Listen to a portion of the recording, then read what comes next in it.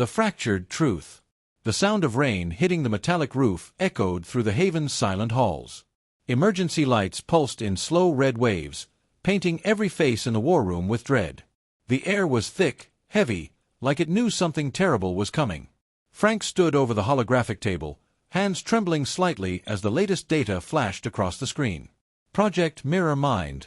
Active. He could barely breathe. The system his father once helped create had come alive again, but this time it wasn't in their control. Helix found a way to bypass the old encryption, said Elias, voice low, gravelly. Someone on the inside is feeding them our codes. Frank's eyes narrowed. Betrayal, the one word he feared most. Who? He demanded. Elias looked up slowly, his cracked mask catching the flicker of light. Someone close. Someone we trusted. Annie, sitting across the table, clenched her fists. That's impossible. Everyone here has been tested, vetted by Raven himself. But her voice broke slightly at the end. Even she knew, nothing was impossible anymore. Silence fell. The rain outside turned heavier, the thunder closer. Then, the door to the lower command tunnel slid open. A young recruit staggered in, his face pale. They're inside, he gasped. Helix sent something new. They're not soldiers, they're machines. Before anyone could move, the lights flickered, then died completely. Only the hologram's fading blue glow remained. Frank felt the tremor beneath his boots, a slow, rhythmic thud echoing from deep within the haven. Elias reached for his weapon, but Frank raised a hand. No. Let me see them first. He stepped forward into the darkness. His pulse slowed. His mind, trained by Raven, slipped into that razor focus between fear and control. Through the fog ahead, shapes began to emerge, metallic, humanoid, but eerily silent. Their faces, blank, reflective, like living mirrors. One of them moved closer. Frank could see his own reflection staring back, eyes wide, desperate, human. Then the mirrored figure spoke, in a voice that wasn't its own. "Hello, Frank." It was his father's voice. Frank froze. "Impossible," he whispered. The machine tilted its head. "You were never meant to see this part, son." Elias shouted, "It's an audio mimic. Don't listen to it." But it was too late. The mirrored soldiers lunged forward, their movements unnaturally fluid, like nightmares come alive. Frank drew his combat blade, not to kill, but to disable. Every strike, every block echoed like thunder. Sparks flew, metal screamed. Behind him, Annie hacked into the control panels, her fingers moving faster than ever, trying to seal off the main tunnels. "I need 30 seconds," she shouted. "You've got 20, Frank grunted, parrying another blow. Suddenly, one of the machines grabbed Frank's arm and slammed him against the wall. Its mirrored face shimmered, flickering between countless reflections. His father, Raven, Elias, then finally, himself. Frank's reflection whispered, "You can't save them all." That's when something inside Frank snapped. The training, the pain, the truth. All of it collided. He let go of his fear. His next strike was precise, devastating. The machine fell, its face cracking open, revealing a glowing neural core, shaped like a human brain. Annie hit the final key. System locked. They're sealed in. The blast doors crashed shut, trapping half the machines inside the containment vault. For a moment, there was silence again, just their ragged breathing and the hum of the locked systems. Elias approached the fallen machine, crouching low. This isn't just tech," he murmured. "This is something else. Something human." Frank knelt beside him, staring at the glowing neural core. His father's name was engraved faintly across the side, Dr. Alexander Maccury. The world tilted. Everything they thought they knew was a lie. Frank's voice cracked, trembling. "My father, he built them." Elias looked up. "Or someone made him." The thunder roared again, shaking the walls. Annie stared at the cracked mirror face of the dead machine, and for the first time she was afraid not of what they could see, but what was still hidden. Outside the haven, far beyond the storm, a figure watched the chaos unfold on a glowing screen, the faint outline of a raven etched on his glove. The screen flickered, zooming in on Frank's face. and the mysterious voice whispered through the static. Phase 2 has begun. The haven was silent again, but not in peace. It was the kind of silence that follows a storm, thick with things unsaid. Sparks flickered across the command room floor, and the scent of burned metal hung heavy in the air. The fallen mirrored machines lay scattered like broken ghosts, their faces reflecting shattered fragments of the heroes who fought them. Frank stood motionless, staring at the name engraved into the machine's core, Dr. Alexander Maccury. His father's name. Elias placed a gloved hand on Frank's shoulder. "You don't know if it's really him," he said quietly. Frank didn't answer. His pulse thundered in his ears. Then who else could it be? Across the room, Annie was still at the console, typing furiously. The code she'd extracted from the machines was something she had never seen before, self-generating, adaptive, and alive. Every time she decrypted one layer, the system built another. "Frank," she said, voice trembling, "these aren't just machines. They're part of something larger. This isn't Helix technology." Frank turned to her. "Then what is it?" Annie hesitated. Her eyes darted toward the cracked neural core glowing faintly in her hands. "It's organic code. The system learns, grows, even dreams." Elias frowned. "Dreams?" Annie nodded. "They recorded human memories. Someone's entire mind is inside this network." A chill ran through Frank's spine. "My father's mind." Before anyone could speak, the power lights flickered again. This time, it wasn't an attack, it was an activation. The main monitor flashed on, displaying a symbol none of them had seen before, a raven inside a helix, burning. Elias stepped forward slowly. "That's impossible." "What?" Frank asked. "That was the insignia of the Raven Division's first experiment, the failed one." Annie's voice was barely a whisper. "Failed? What happened to it?" Elias exhaled deeply. "It didn't fail. It vanished." Before anyone could process his words, the system speakers crackled to life. A distorted voice filled the room, cold, calm, and far too familiar. "Frank Maccury, if you can hear me, you've unlocked the wrong door." Frank's heart stopped. That voice, it was his father's. "Dad." The screen flickered, forming the blurry outline of a man, not flesh, but light. His eyes glowed a faint blue, his expression unreadable. "You were never meant to follow my path," the voice continued. "The world you're protecting isn't the one I died for." Frank's breath caught. "You're alive." The hologram hesitated. "Not in the way you think." The figure's tone softened, almost human again. "They took what I was, and made something else. A mind without a body. A soldier without sleep. I tried to stop them, Frank, but I couldn't." The image distorted, flickering like a heartbeat. The Raven Division was never the end. It was only the beginning. Annie stepped closer. "Who are they?" she demanded. But before the figure could respond, the feed erupted in static, and the word "mirror" appeared across every screen in blood-red text. Frank's hand shook as he touched the holographic table. "Mirror Mind," he whispered. "It's not just a project. It's him." The room darkened again, and somewhere deep beneath the haven, a low hum began, mechanical, alive, and ancient. Elias turned toward the sound, eyes wide. "That's the old reactor chamber," he muttered. "It hasn't been touched in years." Frank didn't wait. "Then that's where we're going." He grabbed his mask, sealing it tight. The familiar mechanical hiss filled his ears. Annie stood beside him, holding a portable core scanner.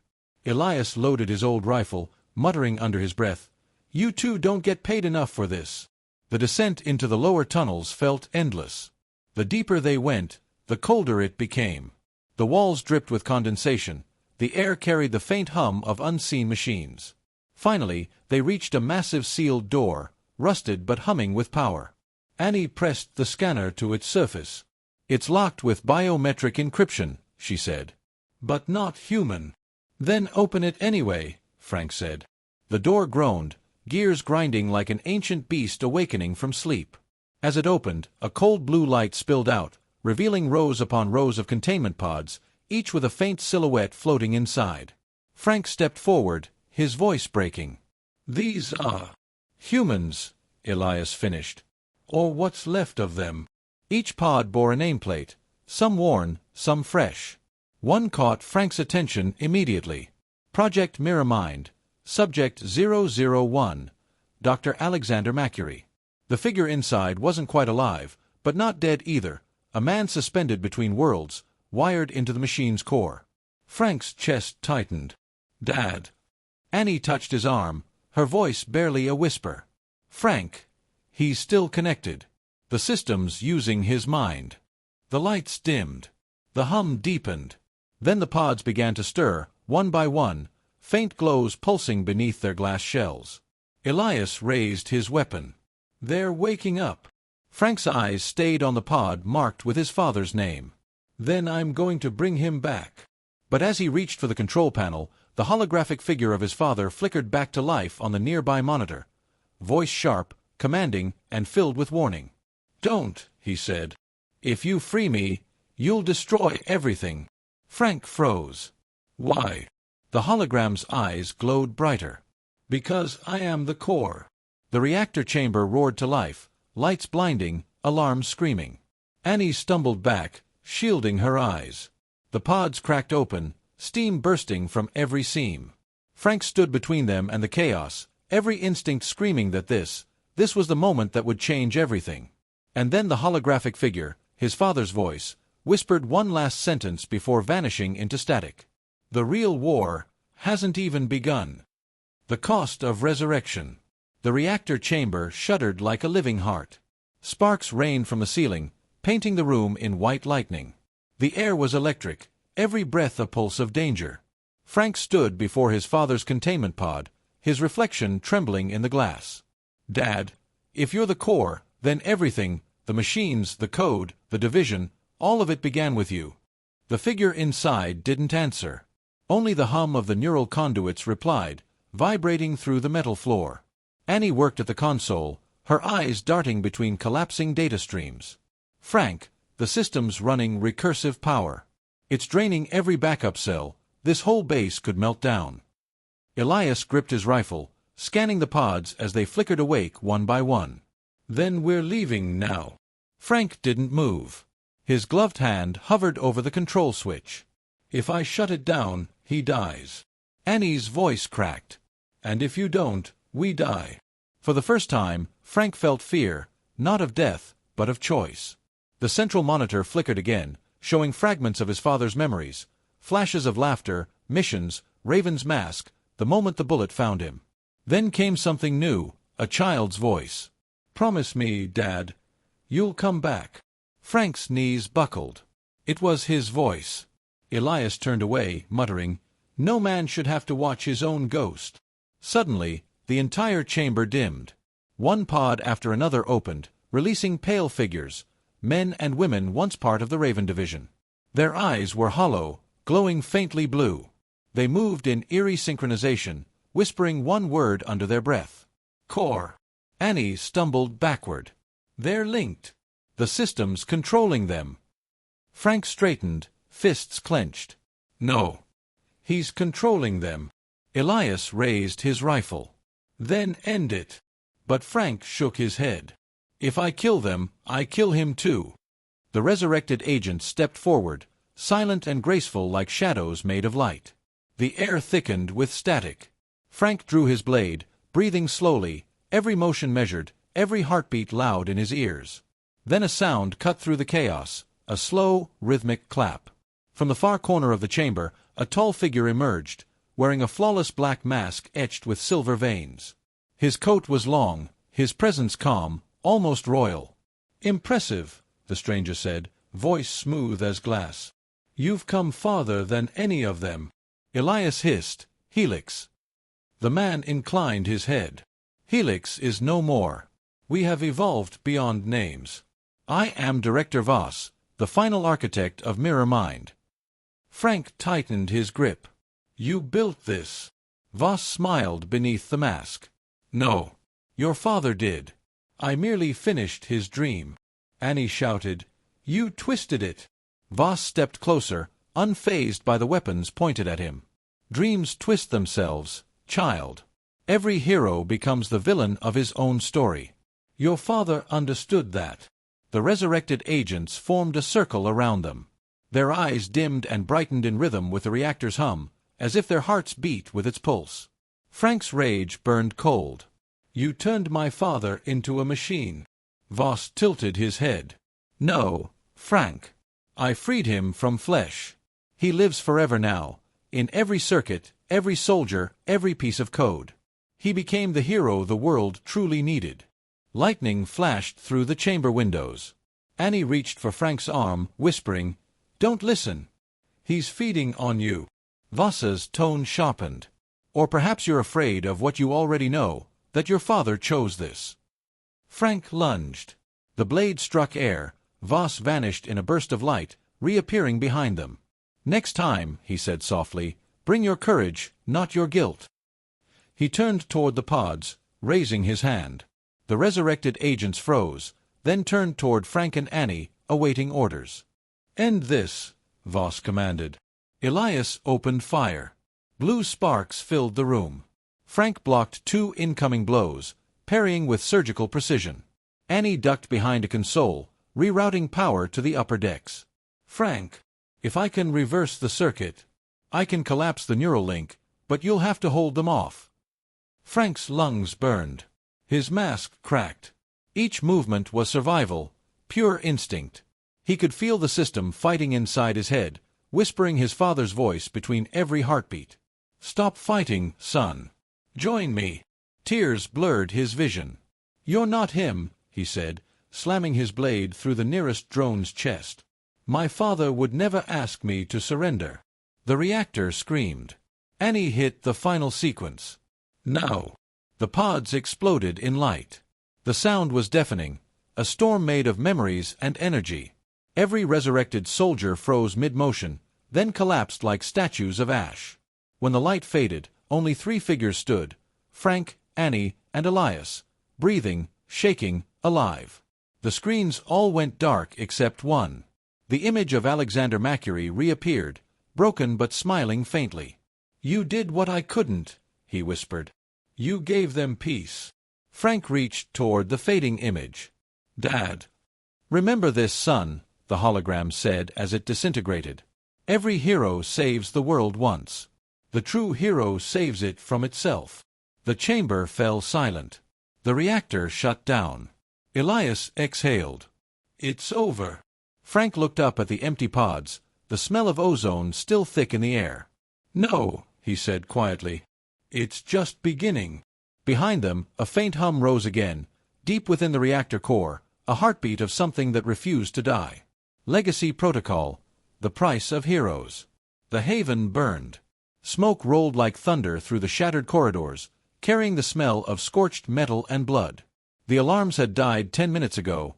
Now, only silence ruled. A silence filled with ghosts. Frank Maccury stood amid the ruin, his face half lit by the red glow of the reactor core far below.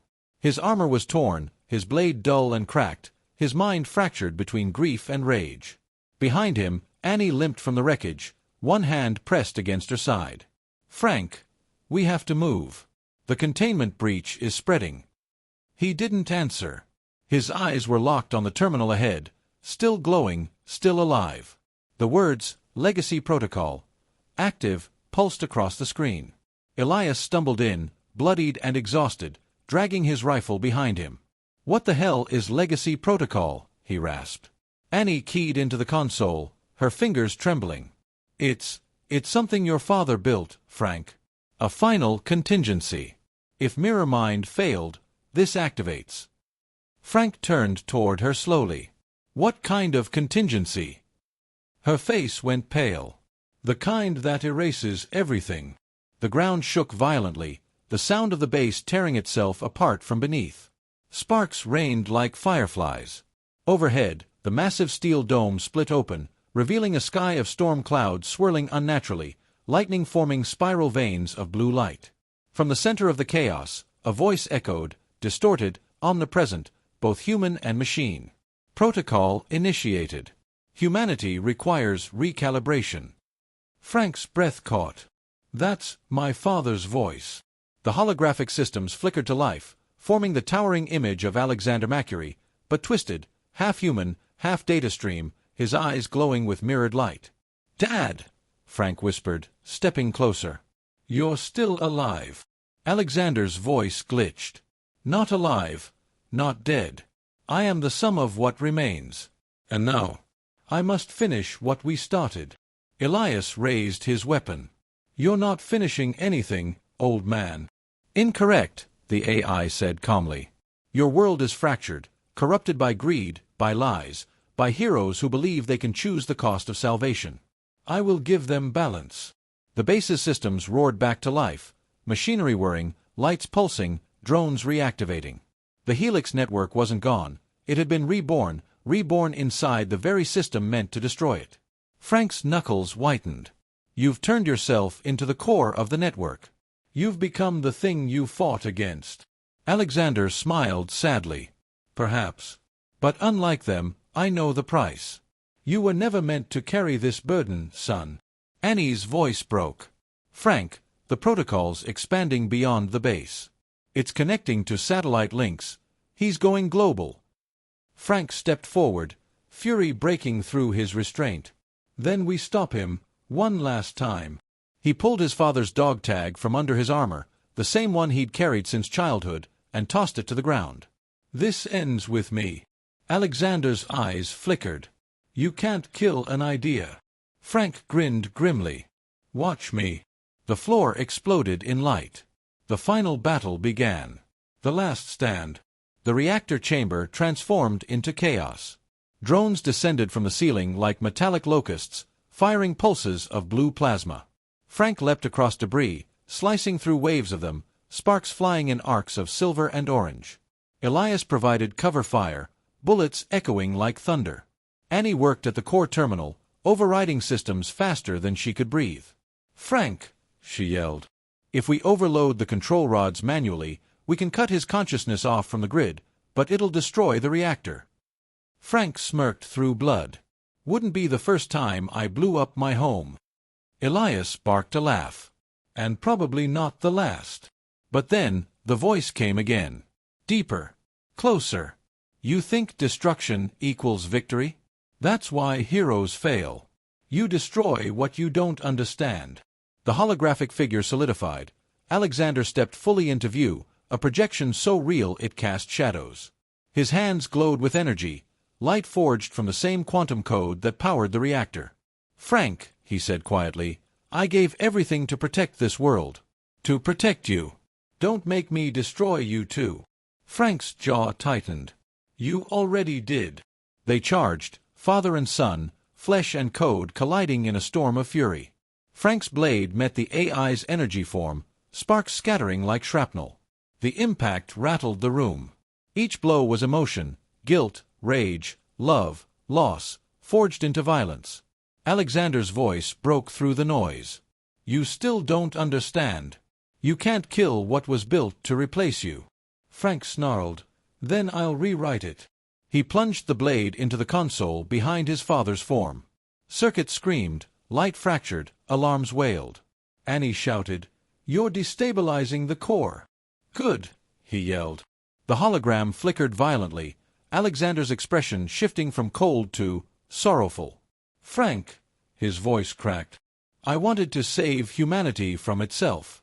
But I forgot, humanity's not the problem. Fear is." Frank froze. For a second, his rage faltered. Alexander smiled faintly, the light around him beginning to shatter. "I see you now, son. Not the soldier. Not the failure. The man I could never be." Frank stepped forward, tears cutting through soot on his face. "Dad." The reactor's energy surged.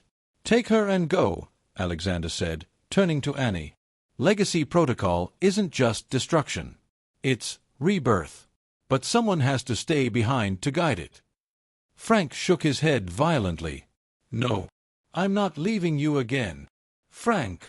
Elias shouted, grabbing his shoulder. "If we don't move, this whole place goes up." Alexander looked up, his voice almost human again. "I'm proud of you, son." Then, with one final glance, he pressed his hand to the terminal. Legacy protocol, complete. The light swallowed everything. Aftermath. When Frank opened his eyes, the sky was blue. He lay on a hill overlooking what used to be the haven. All that remained was a smoking crater.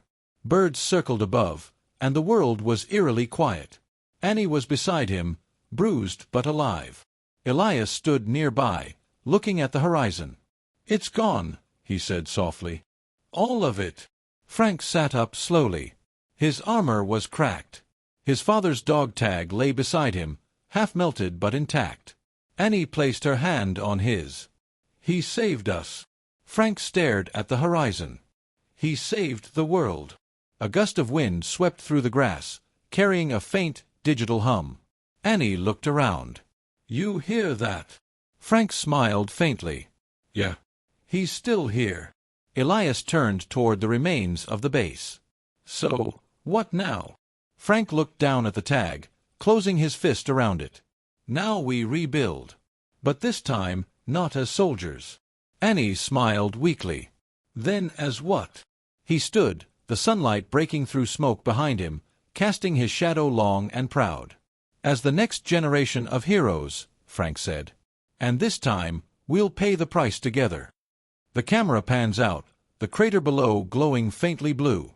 Deep within the ruins, something flickers to life, one line of code pulsing in red. Project Legacy. Online.